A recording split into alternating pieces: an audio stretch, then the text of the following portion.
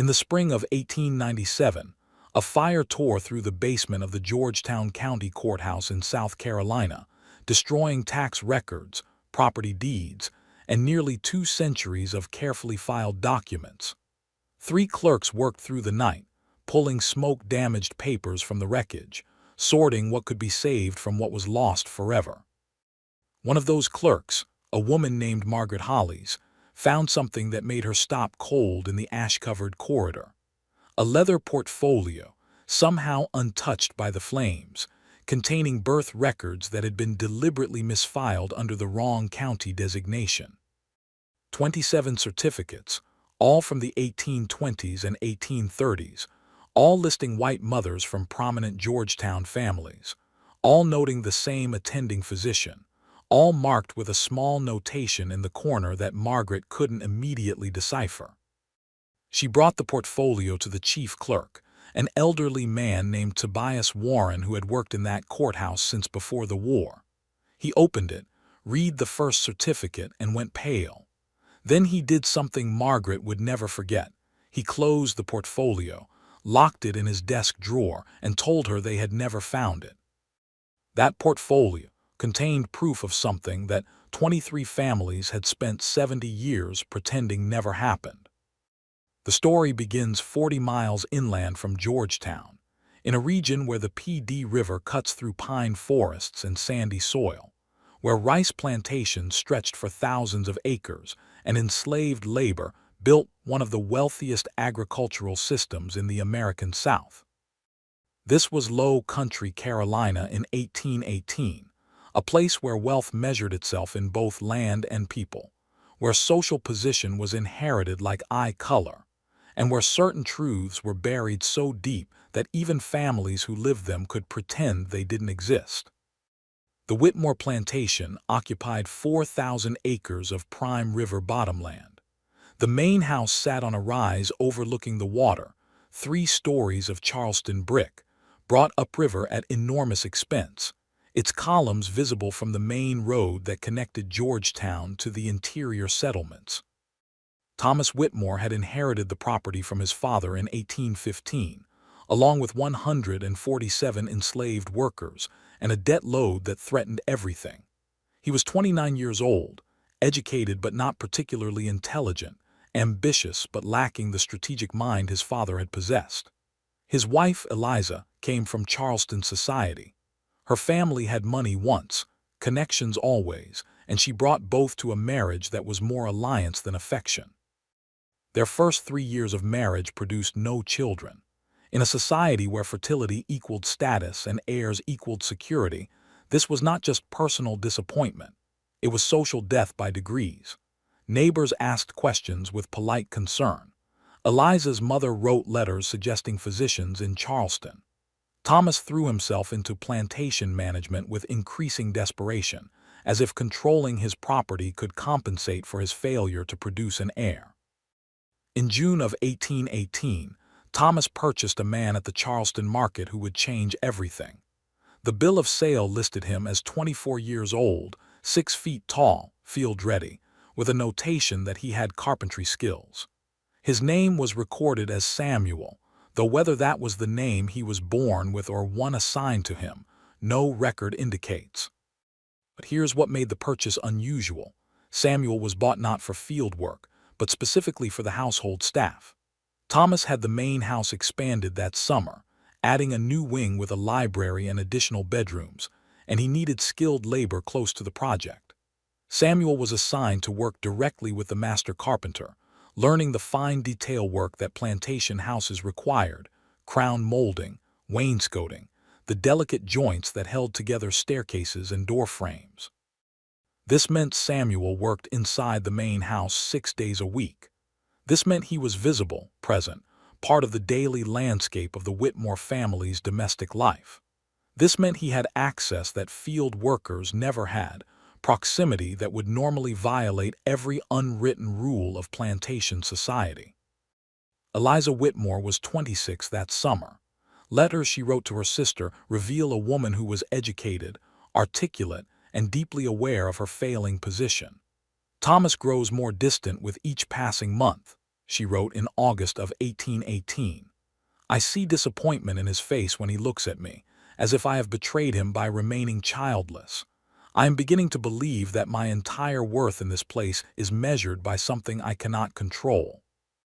What happened next unfolded without a single documented conversation, without a written agreement, without any moment where someone said aloud what was being arranged. And yet, by the fall of 1818, Eliza was pregnant. The child was born in June of 1819, a healthy boy with dark hair and strong features. They named him Thomas Jr., and the entire county celebrated the arrival of the Whitmore heir. Neighbors sent gifts. The local minister baptized the child in a ceremony attended by every prominent family within 20 miles. Nothing about the birth suggested anything other than the natural continuation of a planter dynasty. Except Samuel was not sold. He was not reassigned. He remained on the household staff, kept close, maintained in a position that made no economic sense for a plantation that desperately needed field labor. He was being preserved, though no one would have used that word, for a purpose that everyone involved understood but no one could acknowledge. 18 months later, Eliza was pregnant again. Another son, born healthy and vigorous in 1821. The Whitmore line was secured. Thomas's reputation as a capable patriarch was restored, and Samuel remained exactly where he was, still working on carpentry projects that seemed to require his constant presence near the family quarters. The pattern might have remained invisible, one family's private arrangement, hidden behind the walls of a single plantation, except that something extraordinary happened in the Low Country in the early 1820s. A fever swept through the region, not the yellow fever that killed enslaved and free people alike, but something that affected wealthy white men specifically. Doctors at the time called it coastal fever, though modern analysis of the symptoms suggests it was likely a strain of malaria complicated by other infections. It didn't kill its victims, at least not immediately, but it left them permanently weakened. Men in their 30s and 40s who survived the fever found themselves exhausted, unable to work in the heat, and in many cases, unable to father children. Between 1821 and 1823, at least 15 prominent planters in Georgetown County contracted the illness. They recovered, technically, but they were not the same men they'd been before. Thomas Whitmore was one of them, laid low in the summer of 1822, bedridden for 6 weeks, and never fully regaining his strength. His neighbor, Edmund Carstairs, was another. So was Robert Maxwell, whose plantation bordered both the Whitmore and Carstairs properties. So was Jonathan Prentice, whose family had been in the Low Country since the 1690s. 15 men, all struck down by the same illness, all facing the same private crisis. They could not produce heirs, but their wives needed to produce heirs, or everything they'd built would pass to cousins or dissolve into legal battles that could destroy family fortunes. What happened next was not planned in any formal sense. There was no meeting where the families sat down and discussed strategy. But information travels in communities built on interconnection, where wives visit each other's homes, where personal staff talk among themselves, where everyone watches everyone else for signs of weakness or advantage. Eliza Whitmore had 3 healthy children. Her neighbors noticed. They also noticed that Samuel remained employed at the Whitmore house, maintained in unusual comfort, never sold despite chronic financial pressure. And quietly, carefully, through conversations that left no written record, arrangements began to be made. It started with Margaret Carstairs. She visited the Whitmore plantation in the fall of 1823, ostensibly for tea and conversation. She asked Eliza privately about the household staff, about reliable workers, about whether the Whitmores might loan out certain people for specialized projects. Eliza understood the question beneath the question, and within a month, Samuel was loaned to the Carstairs plantation to assist with construction of a new dependency building. He stayed at the Carstairs estate for 6 weeks.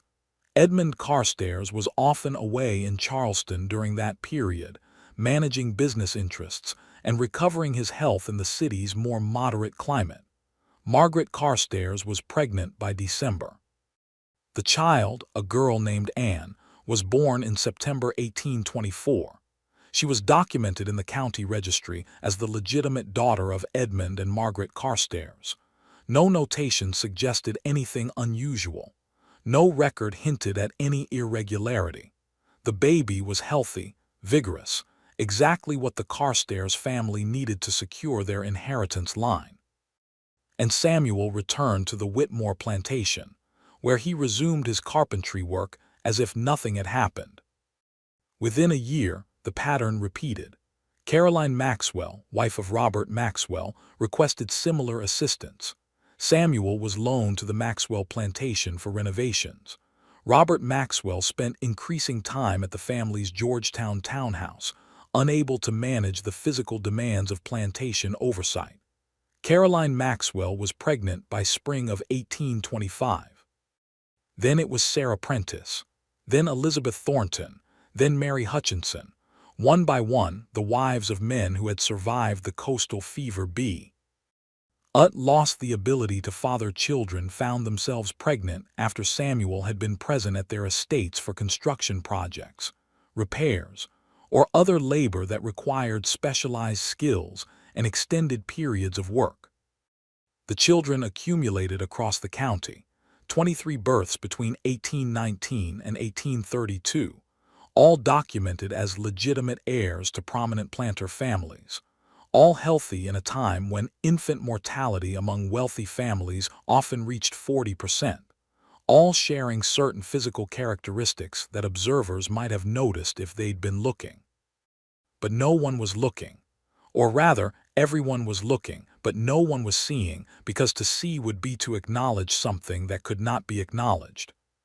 Here's what made the arrangement different from anything else in the slave South. It was not about desire. It was about inheritance.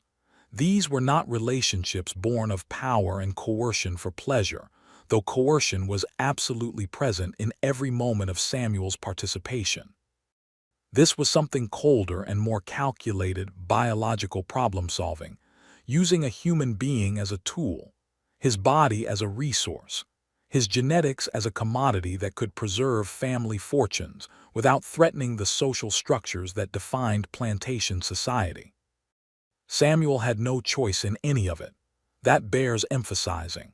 He was property. When Thomas Whitmore agreed to loan him to neighboring plantations, Samuel's consent was not sought and would not have mattered.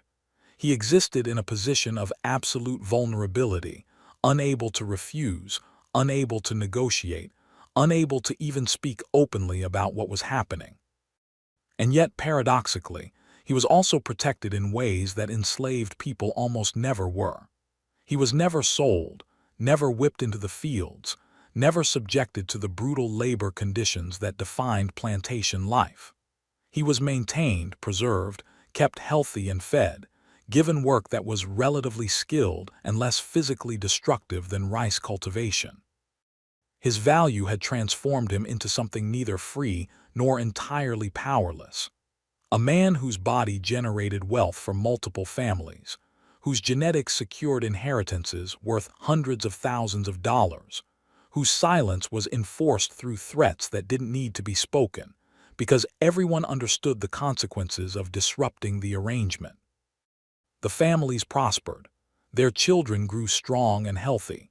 The plantations passed smoothly from one generation to the next, inheritance lines secured, family fortunes preserved.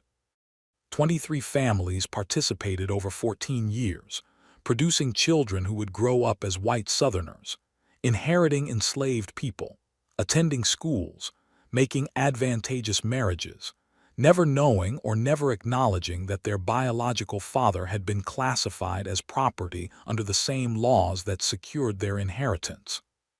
By 1832, Samuel was 38 years old.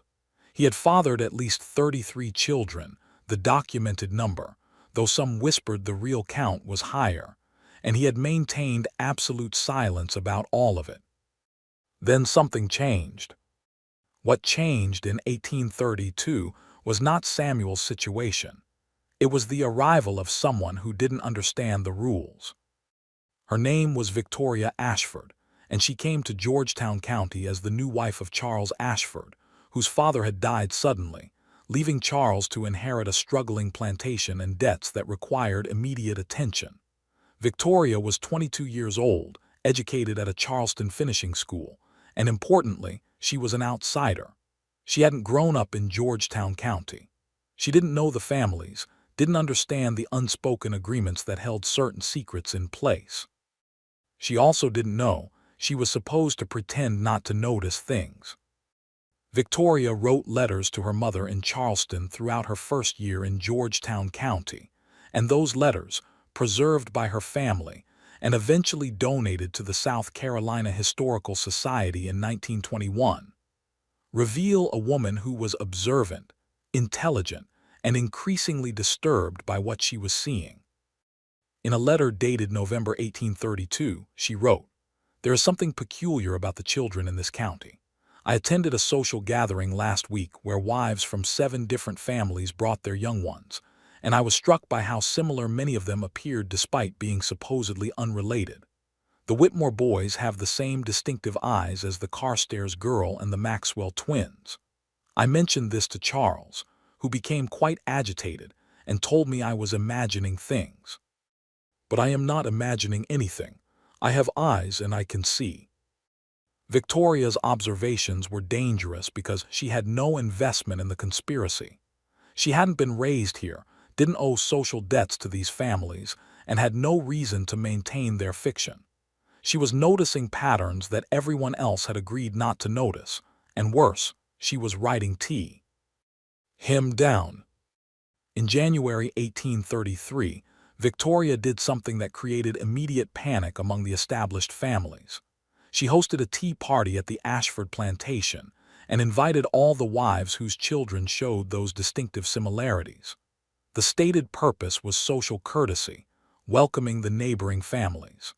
The actual effect was to gather all the participants in one room, with their children present, where the resemblances became impossible to ignore. Margaret Carstairs, who by then had 4 children she claimed were fathered by her husband, understood immediately what Victoria was doing. She made excuses and left early. So did Caroline Maxwell and Sarah Prentice. But the damage was done. Victoria had forced them to acknowledge, through their very avoidance, that something was being hidden.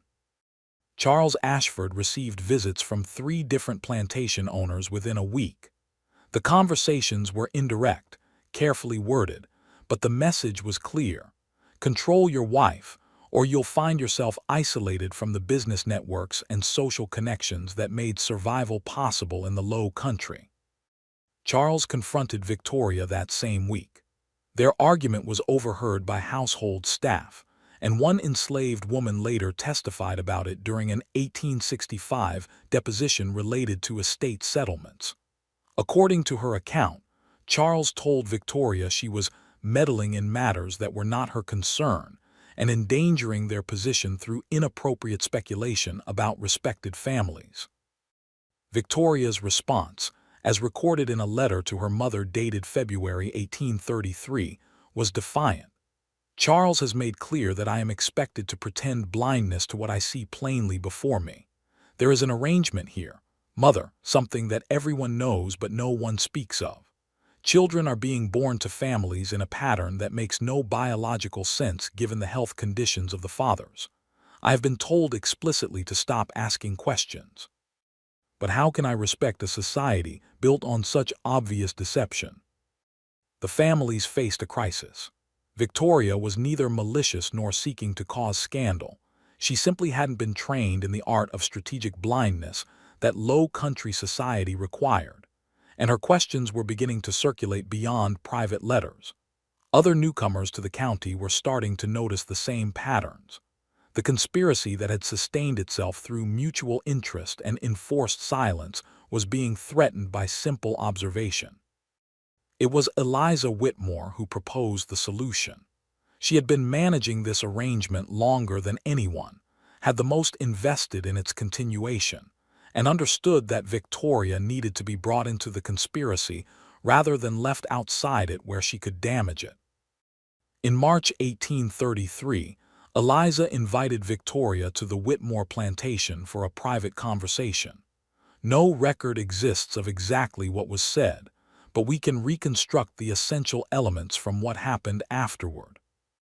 Eliza told Victoria the truth, not defensively, not apologetically, but as a practical matter of survival.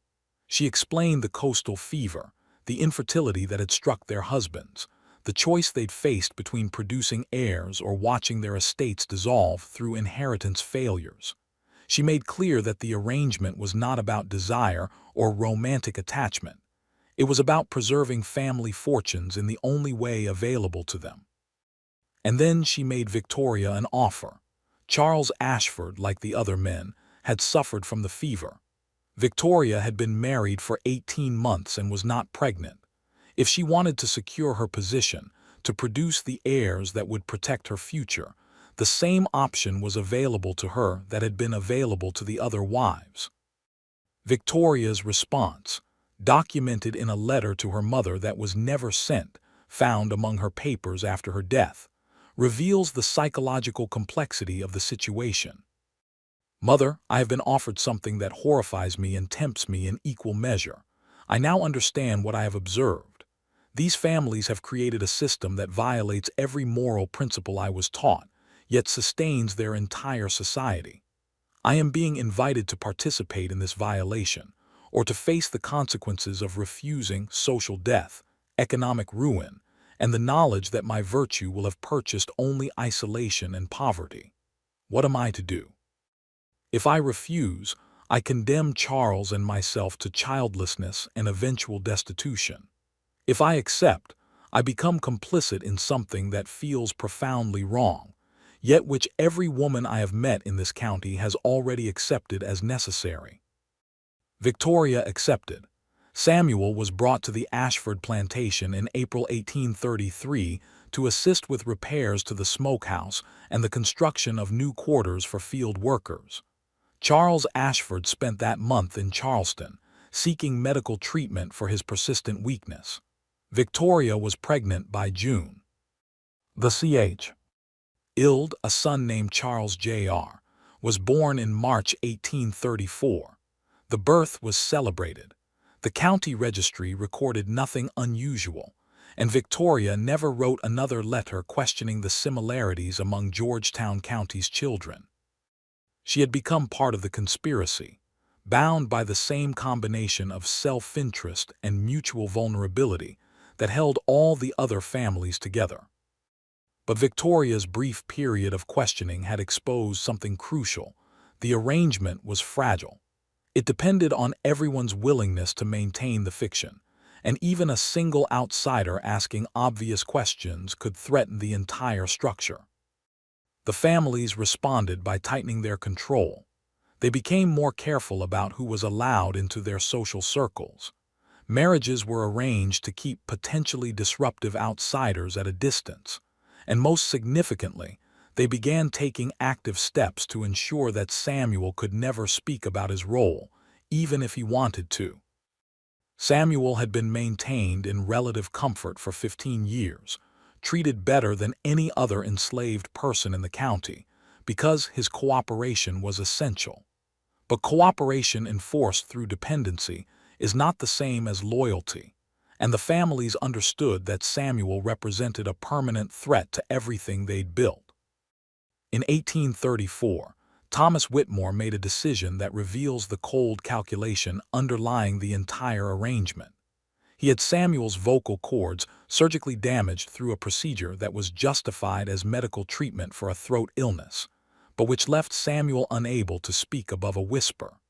The operation was performed by a physician from Charleston, who was paid an extraordinary sum and who left the county immediately afterward.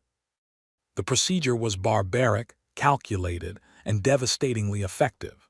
Samuel could still communicate through gestures and whispers, could still perform his carpentry work, but he could no longer speak loudly enough to testify in any legal proceeding, could never make public statements, could never tell his story in a voice that would carry beyond a single room. He had been physically silenced to protect the conspiracy he'd been forced to create. The cruelty of this act cannot be overstated. Samuel had spent 15 years participating in an arrangement he had no power to refuse, fathering children he could never claim, watching his own offspring grow up as the legitimate heirs of men who owned him. And when the families decided his potential voice represented too much risk, they took that voice from him with surgical precision. There is no record of Samuel's response to this mutilation. He could not protest, could not refuse, could not even describe what had been done to him in words that anyone outside the immediate conspiracy would hear. He simply continued his work, maintained his silence, now enforced physically rather than just socially, and watched as more children were born. Between 1834 and 1840, 6 more children were documented. The families had become more cautious, spacing out the births, being more careful about the logistics. But the fundamental arrangement continued because the fundamental problem remained. These families needed heirs, and Samuel's genetics provided the solution that biology and disease had denied them. By 1840, Samuel was 46 years old, unable to speak, permanently locked into a role he had never chosen. The children he had fathered were growing into adolescence and young adulthood, inheriting property, receiving educations, participating in the social life of the planter class. Several of the oldest were preparing for college. None of them knew the truth about their parentage, though some would later claim they had sensed something was wrong, something unexplained about their position in the world. The conspiracy itself had evolved from a practical solution into something almost religious in its observance. The families maintained it through layers of mutual protection. Everyone knew, everyone participated, and everyone understood that exposing the truth would destroy not just one family but all of them. They had created what some historians would later call a conspiracy of collective guilt, where complicity was so evenly distributed that no single family could be held responsible without implicating everyone else. But systems built on silence have a particular vulnerability. They depend on every participant maintaining that silence forever. And as the children grew older, as new generations were born, as the original participants aged and died, the conspiracy became harder to control. In 1842, something happened that would begin the unraveling. Thomas Whitmore, the man who had initiated the entire arrangement by purchasing Samuel in 1818, suffered a stroke that left him partially paralyzed and, according to his physician's private notes, possessed of an increasingly disturbed conscience. In the months before his death in March 1843, Thomas begged, and telling people fragments of the truth. He spoke to his minister, though in terms vague enough that the minister could pretend not to understand. He spoke to his oldest son, Thomas Jr., who was horrified to learn the truth about his own paternity, and he attempted to speak to his wife, Eliza, who refused to engage with his confessions. "You are ill and confused," she told him, according to household staff who overheard the conversation. "You are speaking nonsense that I will not dignify with response." But Thomas was not confused. He was dying, and he wanted to unburden himself of a secret that had required 25 years of sustained deception. In his final weeks, he drafted a letter intended for the county court, confessing the entire arrangement and naming all the families involved. He never sent it. Eliza found the letter among his papers, read it, and burned it immediately. But she had been frightened by how close Thomas had come to destroying everything they'd built. The conspiracy was entering its second generation, and the psychological toll was beginning to show. Thomas Whitmore was buried in the family cemetery overlooking the P.D. River. Every prominent family in the county attended his funeral. Samuel was there too, standing at the back among the other enslaved people from the Whitmore plantation, unable to speak, watching the burial of a man whose legacy was built partly on Samuel's involuntary contributions. What did Samuel think in that moment? We have no record, no testimony, no written words to capture his experience.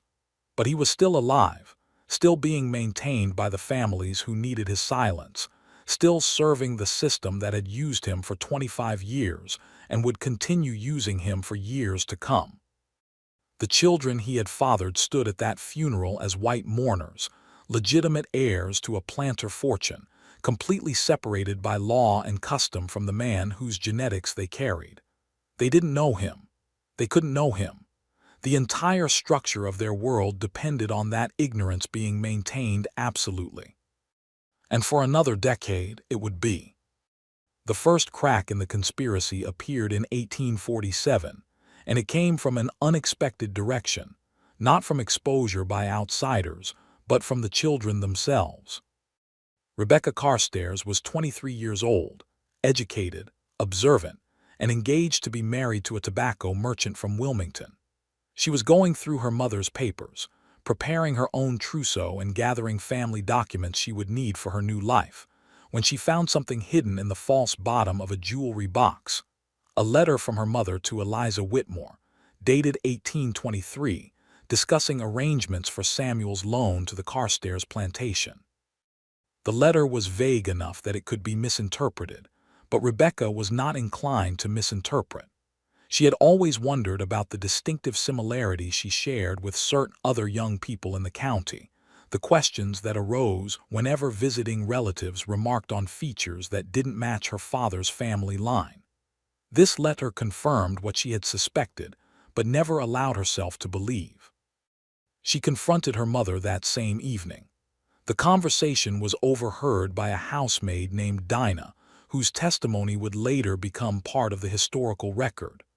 According to Dinah, Rebecca demanded the truth, and Margaret Carstairs, faced with her daughter's direct accusation, finally admitted everything. Rebecca's response was not what her mother expected. She didn't cry, didn't rage, didn't threaten exposure. Instead, she asked a single question that cut to the heart of the entire arrangement. Am I white? It was the question that the conspiracy had been designed to prevent anyone from asking. Because legally, socially, economically, Rebecca was white, documented as such from birth, raised as such, positioned to inherit as such. But biologically, she was the daughter of a man who had been classified as property, whose own racial status had been deliberately ambiguous, recorded in purchase documents with notations that suggested mixed ancestry several generations back. Margaret's answer, according to Dinah's account, was both pragmatic and chilling. You are whoever the law says you are, and the law says you are my legitimate daughter and your father's heir. What your blood carries does not matter if no one speaks of it. But Rebecca understood something her mother's generation had not fully grasped. The conspiracy would not end with their silence. It would continue into her generation and beyond, each generation inheriting not just property, but the burden of maintaining a lie that grew heavier with time. She broke off her engagement within a month. The official reason given was incompatibility of temperament, but those close to the situation understood that Rebecca had realized something devastating. She could not marry, could not have children without risking the genetic revelation that might expose everything. Her children might be born with features that would raise questions she could not answer. Her husband's family might investigate her lineage and discover inconsistencies that could unravel the entire conspiracy. Rebecca chose instead to remain unmarried, to become one of those women that Southern society categorized as maiden aunts, devoted to family but producing no family of her own. It was a kind of self-imposed exile from the future, a recognition that she was both heir and secret, both legitimate and fraudulent, both white in law and something else entirely in fact. She was not alone in this realization. At least 6 other children from the conspiracy's second generation made similar choices between 1845 and 1855. Refusing marriages, avoiding children, finding ways to end their genetic line rather than risk extending the lie further into time. But not everyone had Rebecca's moral struggle. For some of the children, the revelation brought a different response: anger at having been deceived, and determination to protect their position regardless of the truth. Thomas Whitmore, Jr., who learned the truth from his father's deathbed confessions in 1843, responded by becoming the conspiracy's most aggressive enforcer. He was 31 years old when he learned that Samuel was his biological father, and rather than retreating from society like Rebecca, he doubled down on his position as a white planter, as if by sheer force of will he could make his legal identity override his biological one. In 1848, Thomas Jr. purchased Samuel from his mother's estate. Eliza had died the previous year, and moved him to his own plantation. The purchase was documented as acquiring a skilled carpenter, but everyone involved understood what it really meant. Thomas Jr. was taking control of the evidence, ensuring that Samuel remained under direct supervision, unable to communicate with anyone outside the immediate conspiracy. Samuel was 54 years old by then, his voice reduced to whispers by the surgery that had silenced him 14 years earlier, his body aging under decades of physical labor and psychological strain. Thomas Jr. treated him with a peculiar combination of care and control, providing good food, comfortable quarters, and light work, while simultaneously restricting his movements more severely than ever before. It was a kind of prison built from fear and shame, and Samuel lived in it for 7 more years. During this time, the families faced an external threat that had been building for decades. The abolitionist movement was gaining strength, and with it came increasing scrutiny of plantation society. Northerners were visiting the South, documenting conditions, interviewing enslaved people, and publishing accounts that challenged the region's self-image as a benevolent social order. In 1850, a journalist from Boston named Elijah Crane spent 3 months traveling through the Georgetown County area, staying at various plantations, and conducting what he called ethnographic research into the peculiar institution. His presence made the conspiracy families nervous, not because they feared he would uncover the specific arrangement around Samuel, but because any close examination of their domestic structures risked exposing inconsistencies that could lead to dangerous questions. Crane interviewed dozens of enslaved people during his visit, and his published account, which appeared in a Boston newspaper in 1851, included a passage that sent shock waves through Georgetown County. I encountered one elderly slave, unable to speak above a whisper due to what his owners claimed was a childhood illness, who was maintained in unusual comfort for a man of his status. When I inquired about his history, I was met with evasive answers and visible discomfort from the family members present. The man himself seemed deeply melancholic, as if carrying some burden beyond the obvious oppression of his condition. I was prevented from speaking with him privately, and shortly after my inquiry, I was politely but firmly asked to leave the plantation. Crane had been at Thomas Whitmore, Jr.'s estate. He had seen Samuel, and though he had not uncovered the full truth, he had noticed something wrong, something hidden, and he had published that observation where thousands of people would read it. The families convened an emergency meeting, the first time in nearly 30 years that all the male heads of household had gathered explicitly to discuss the arrangement. The meeting was held at the Whitmore plantation in June 1851, and while no minutes were recorded, we know it happened because 3 different family members referenced it in private letters written years later. The consensus that emerged was brutal in its simplicity. Samuel had become too visible, too much of a risk. He needed to be removed from any possibility of outside contact. What happened next remains one of the darkest elements of an already dark story. In August 1851, Samuel disappeared from the Whitmore plantation. The official explanation given to the other enslaved people was that he had been sent to work on a family property in the western part of the state, but there was no other property. Samuel had not been sent away, he had been confined. Thomas Whitmore, Jr., had a small building constructed on a remote corner of his plantation, far from the main house and the quarters where other enslaved people lived. It was described in later testimony as comfortable enough, with a bed, a table, and adequate provisions. But it was isolated completely, surrounded by dense pine forest, and Samuel was kept there under constant supervision.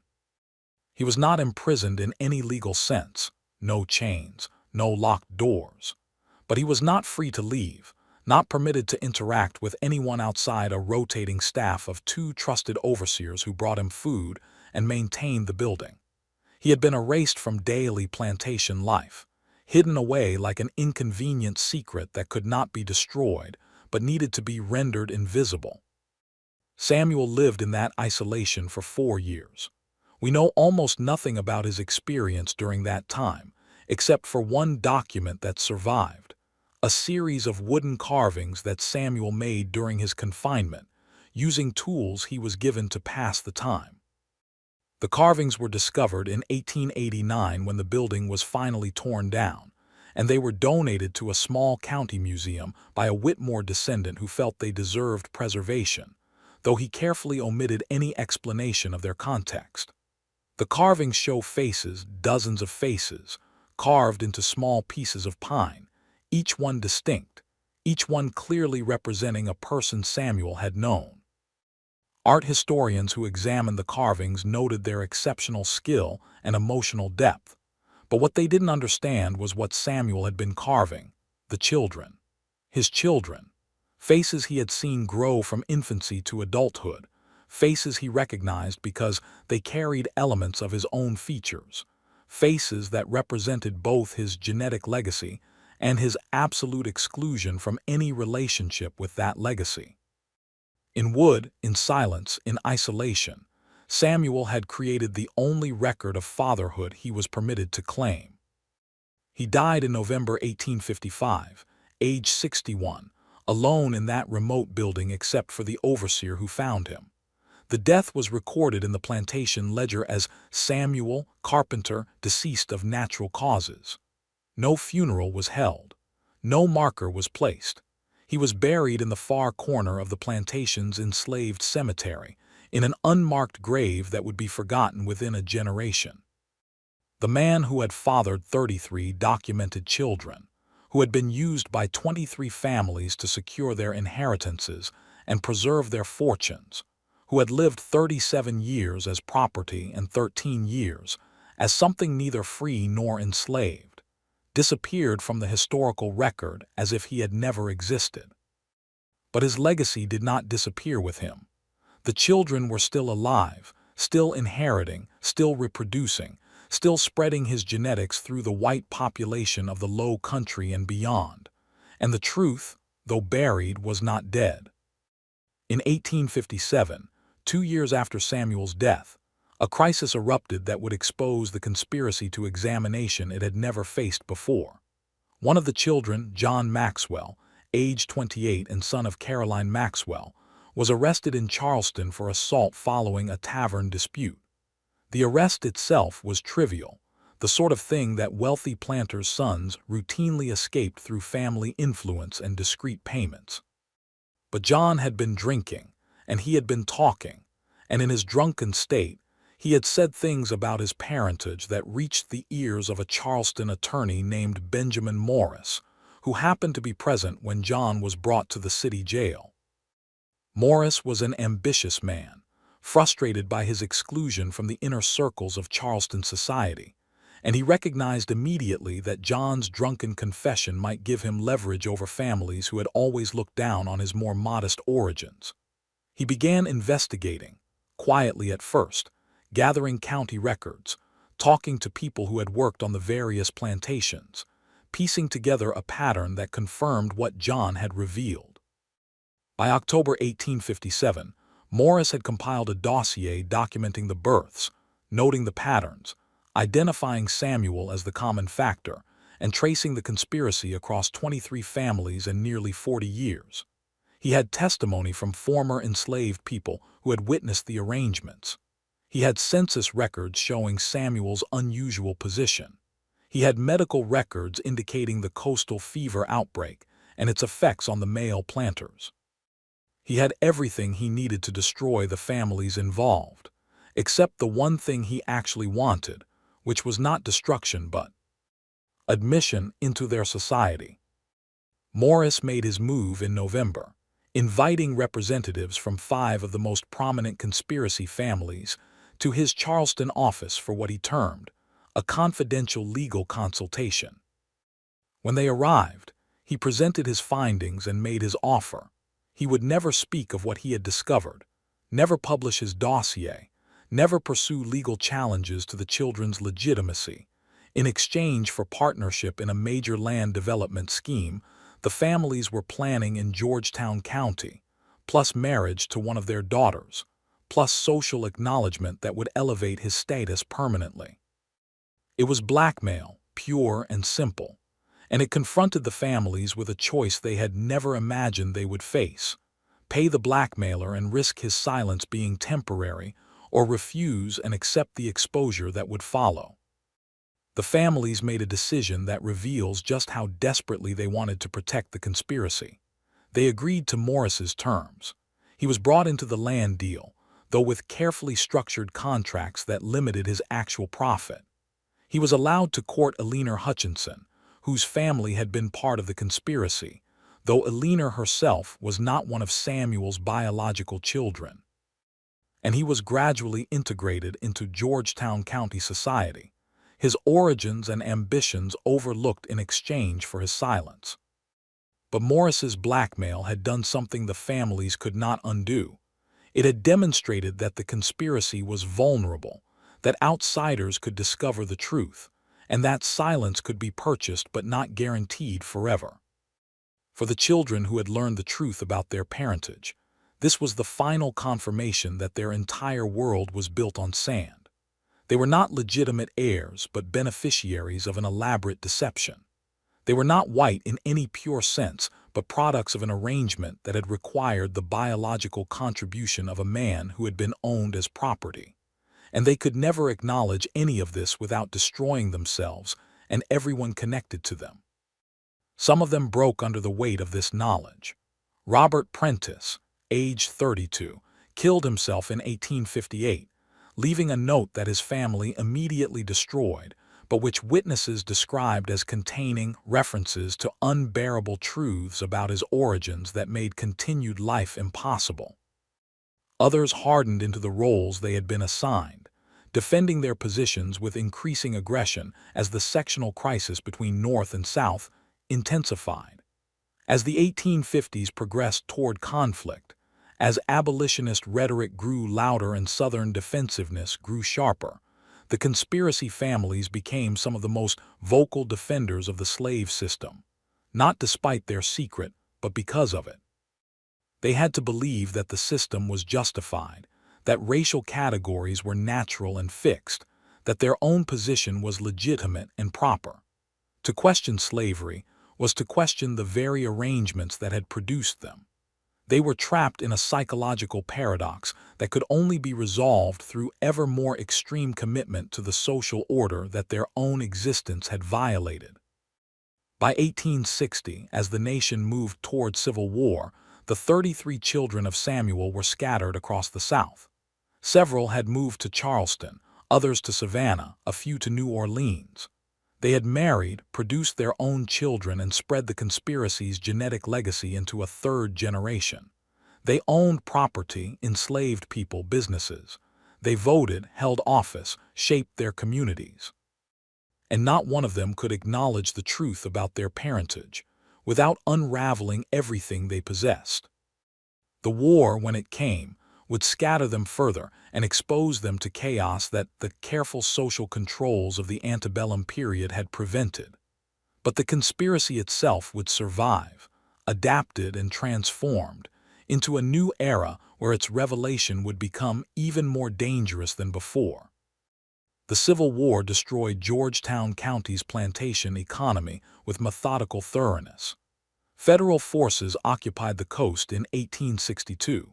And by 1863, The great rice plantations that had generated enormous wealth for generations were either abandoned or operating at a fraction of their former capacity. The families who had participated in the conspiracy faced the same devastation as their neighbors: fields reverting to swamp, enslaved labor fleeing to Union lines, property values collapsing, fortunes built over a century disappearing in less than 4 years. But for the conspiracy families, the war brought a specific terror that other planters didn't face: the possibility that newly freed people would speak openly about what they had witnessed. In November 1863, Union forces established a contraband camp near Georgetown where formerly enslaved people gathered, received basic provisions, and gave testimony to military officials. Documenting conditions under slavery, a captain from Massachusetts named William Hendricks was assigned to collect these testimonies, and among the dozens he recorded was one from a woman named Dinah Carstairs, who had been owned by the Carstairs family for 40 years. Dinah told Hendricks about Samuel, about the arrangements, about the children born across multiple families, about the silence that had been enforced for decades. Her testimony was recorded in military documents that were filed with the Bureau of Refugees, Freedmen, and Abandoned Lands, what would become known as the Freedmen's Bureau, and preserved in federal archives where they remained mostly unexamined for over a century. Hendricks found the testimony shocking enough that he investigated further, interviewing 5 other formerly enslaved people who confirmed Dinah's account. He compiled a report in January 1864 titled "Irregular Domestic Arrangements Among Georgetown County Planter Families," which detailed the conspiracy with as much specificity as his informants could provide. The report should have created an enormous scandal. It documented what appeared to be a systematic violation of every social and racial boundary that defined the antebellum South, involving some of the region's most prominent families. But the report was filed in Washington during the chaos of an ongoing war, where it was read by a handful of military administrators, and then buried in filing cabinets alongside thousands of other reports about plantation society's darker realities. The conspiracy families learned about Hendricks's investigation through networks that still functioned despite the war's disruptions. The knowledge that federal records now contained testimony about the arrangement created panic among those who had returned to Georgetown County after Union occupation ended. They understood that these documents existed permanently, that they could be retrieved and examined by anyone with access to military archives, and that the secret they had protected for 45 years was now preserved in government files beyond their control.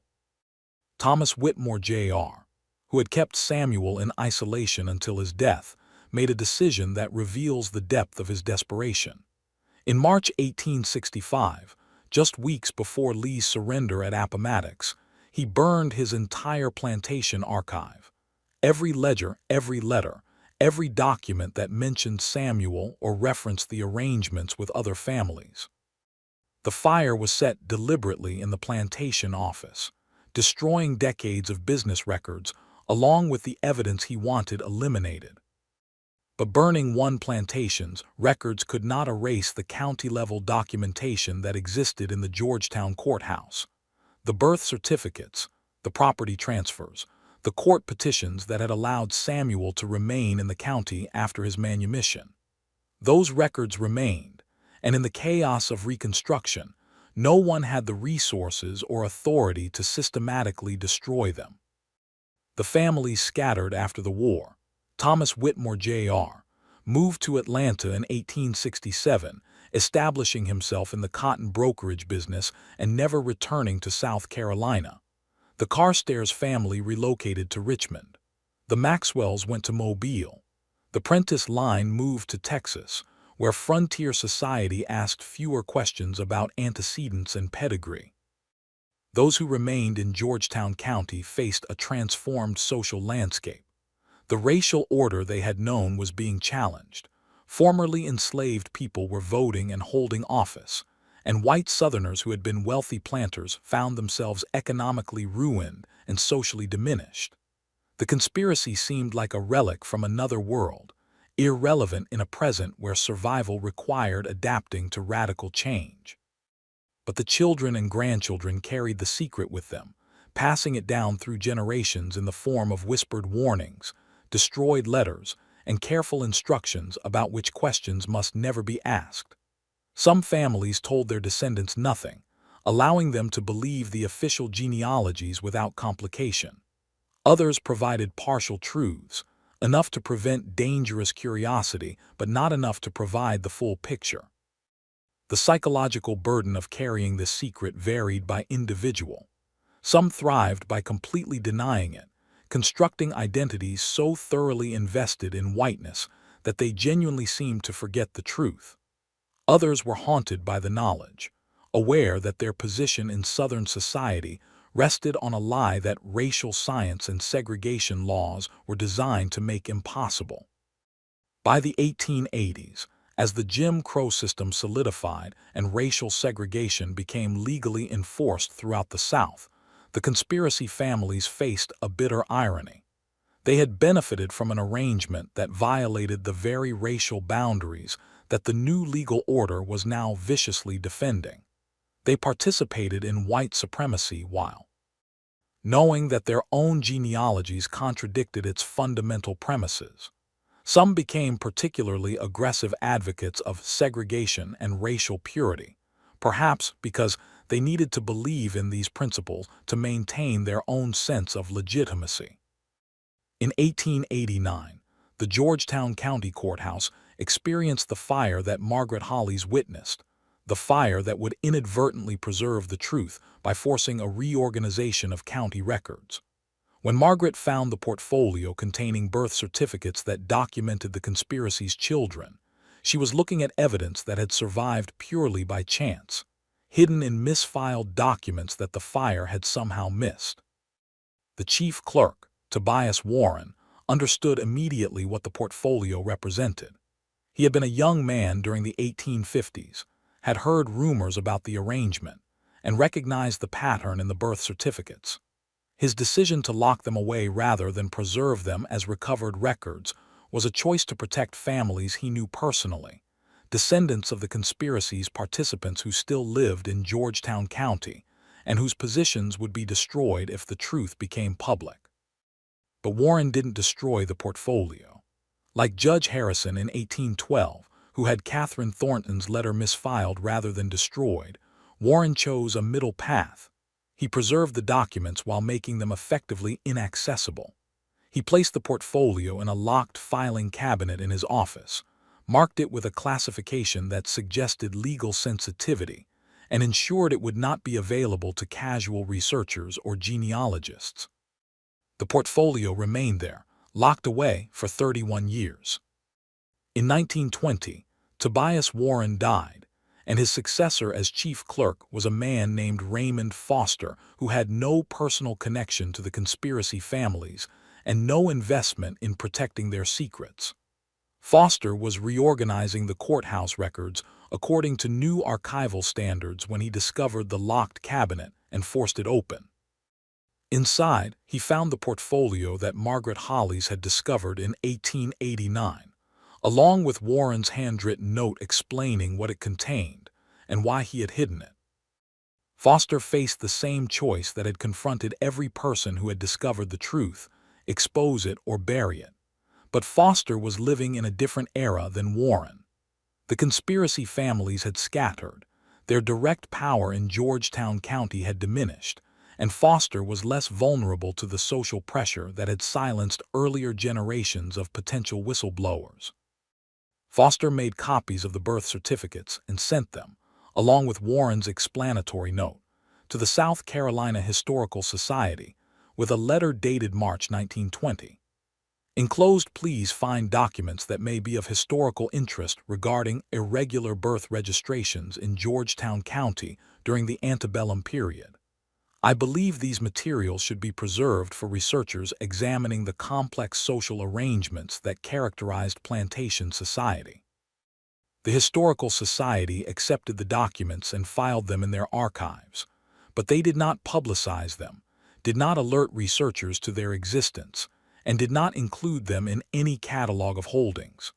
The documents were preserved but remained invisible, accessible only to someone who knew exactly what to look for and where to find it. Why did the Historical Society choose this approach? The answer lies in the fact that several prominent board members were themselves descendants of Georgetown County planter families, not necessarily from the conspiracy itself, but from the same social class that had produced it. They recognized that publicizing these documents would damage not just specific families, but the entire mythological structure of Southern history that placed plantation society on a pedestal of honor, tradition, and racial purity. The documents sat in the Historical Society's archives for another 63 years. In 1983, a graduate student at the University of South Carolina named Patricia Chen was researching antebellum birth records for her dissertation on infant mortality rates in the Low Country. She was working through the Historical Society's Georgetown County materials when she found Foster's copied birth certificates and Warren's note. Chen understood immediately that she had discovered something extraordinary. She spent the next 2 years verifying the information, cross-referencing the birth certificates with census records, plantation ledgers, military testimonies from the Freedmen's Bureau, and the few surviving letters from conspiracy family members that had been donated to various archives. What emerged from her research was the most complete documentation of the conspiracy that had ever been assembled. 33 confirmed children born to 23 families over 37 years, all biologically fathered by the same enslaved man, all documented as legitimate. 8 heirs under state law, all inheriting property and social position that should have been impossible given their actual parentage. Chen wrote her dissertation documenting these findings. She presented it to her doctoral committee in May 1985.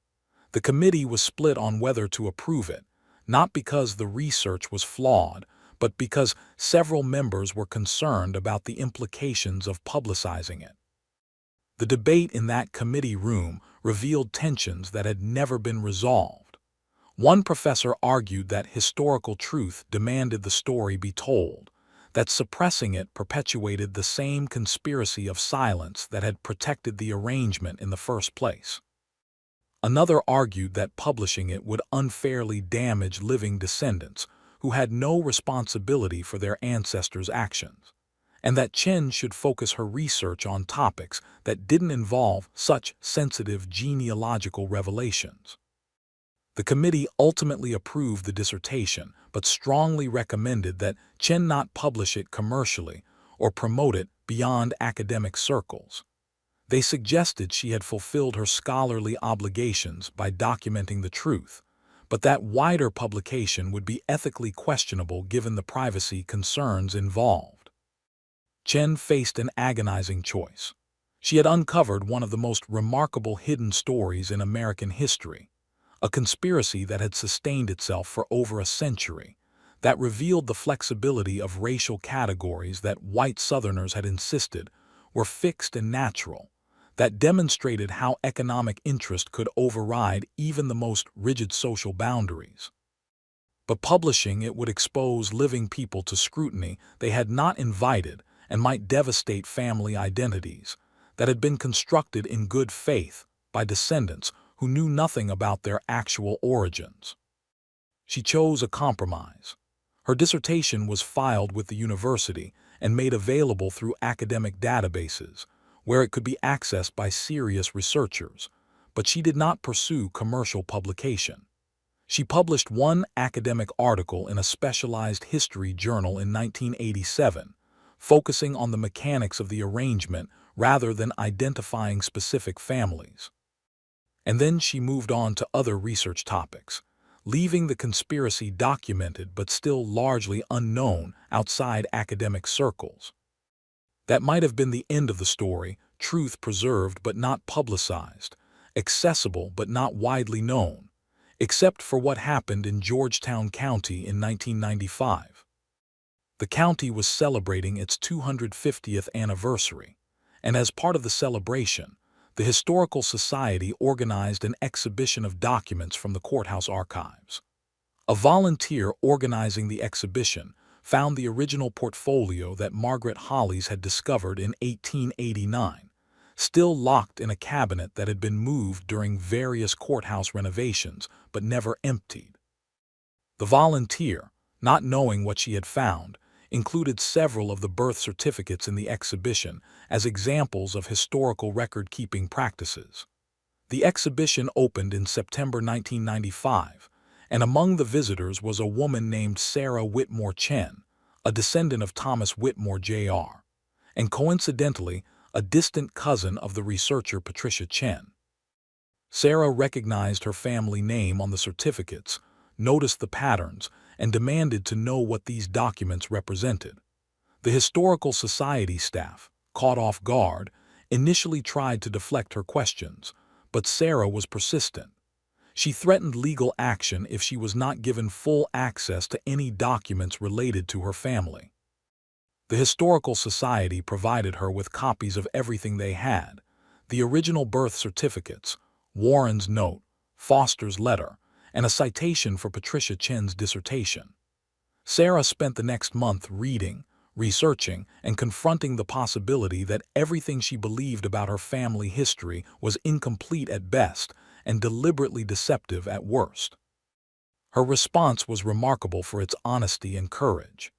In December 1995, she published an essay in the Charleston newspaper acknowledging the truth about her family's history, explaining the conspiracy as she understood it, and arguing that the story needed to be told openly rather than remain hidden in archives where it could still damage people through rumor and speculation.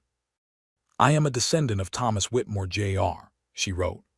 "I am also, according to the evidence I have examined, a descendant of a man named Samuel who was held in slavery by my ancestors and used by multiple families to produce children who would secure their inheritances. This is my history, uncomfortable and complicated as it is. I believe it should be acknowledged rather than hidden, not because I seek to shame my ancestors, but because pretending it didn't happen only perpetuates the silence that made such arrangements possible in the first place." Sarah's essay generated immediate controversy.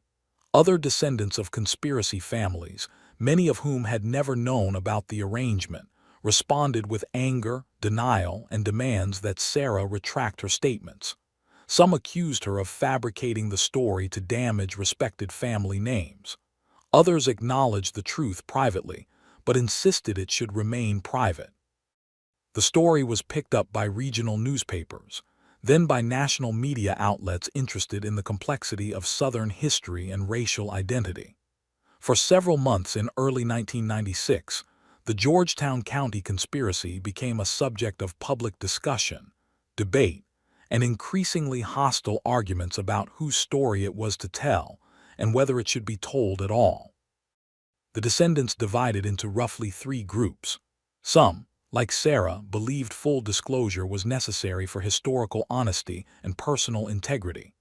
Others wanted the story suppressed entirely, arguing that it served no purpose except to embarrass families and provide ammunition to critics of Southern history.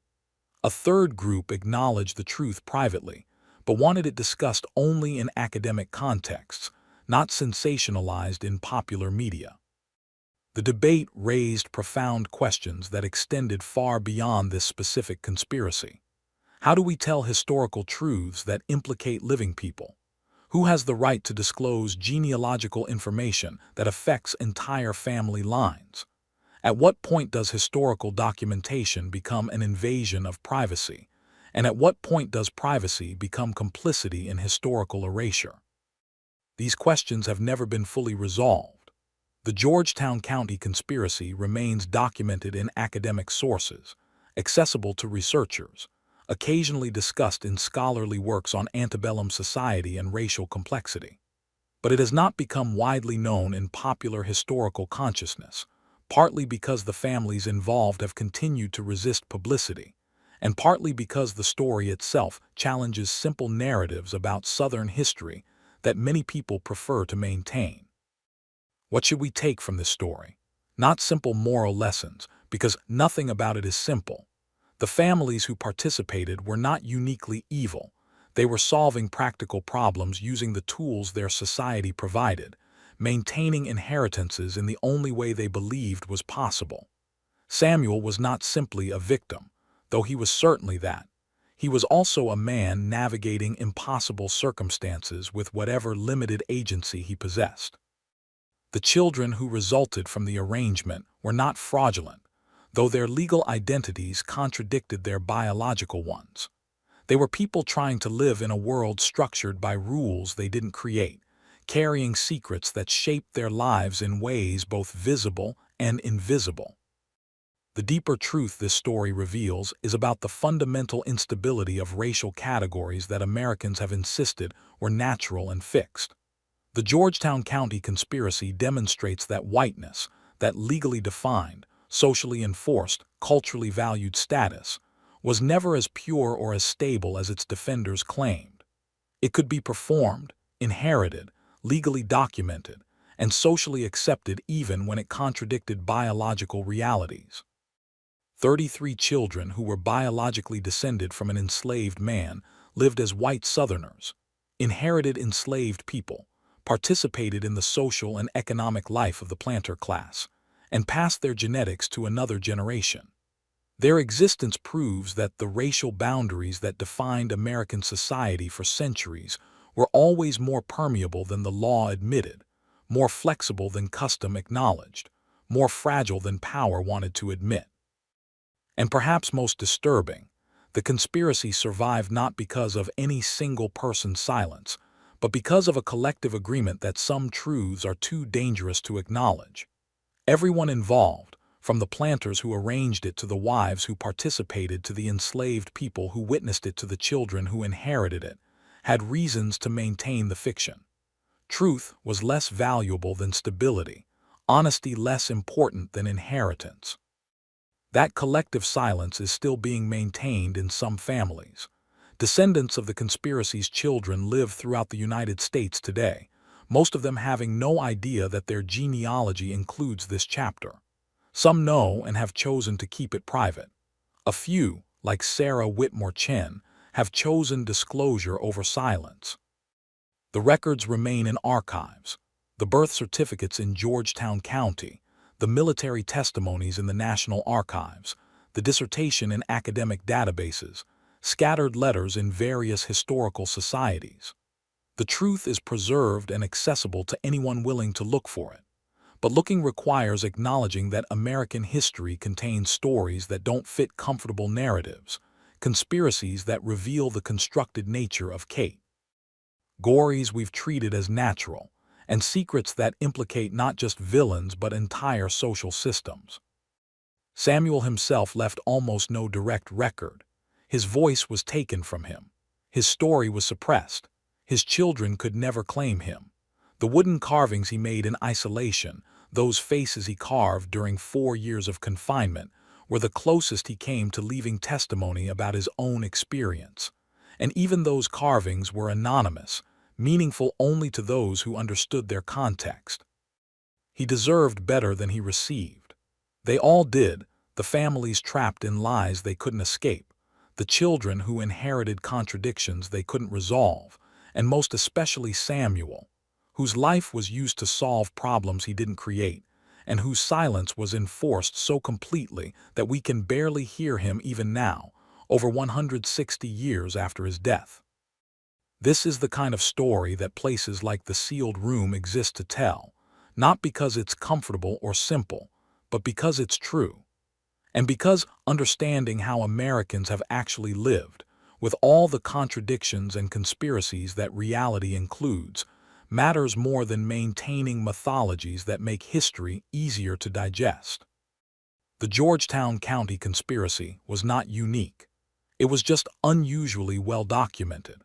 How many other arrangements like this existed across the South, in places where the records were destroyed or never created, where the participants maintained silence so completely that even descendants have no idea what their ancestors arranged. We'll never know the full number, but we know this: American history is filled with secrets that shaped the nation in ways we're still discovering. Race was never as fixed as the law claimed. Inheritance was never as pure as genealogy suggested, and truth was always less important than maintaining the structures of power that certain truths might threaten. The question isn't whether stories like this happened. The question is how many others remain buried in courthouse archives, hidden in misfiled documents, preserved accidentally by people who understood their explosive potential and chose to hide them rather than destroy them. What do you think? Could arrangements like this have been common across the plantation South, hidden behind carefully maintained conspiracies of silence? How do we reconcile the legal fiction of fixed racial categories with the biological reality of people like Samuel's children, who crossed those boundaries while remaining legally unchanged? And what does it mean that this story remains largely unknown even now, 170 years after Samuel's death? Because families still have the power to limit its circulation. Leave your thoughts in the comments below. If this exploration of hidden American history resonated with you, subscribe to the channel and share this video with someone who appreciates the complex, uncomfortable truths that archives preserve when we're brave enough to examine them. There are more stories waiting in courthouse basements and historical society filing cabinets across the South, and we'll continue bringing them into the light. Thanks for watching.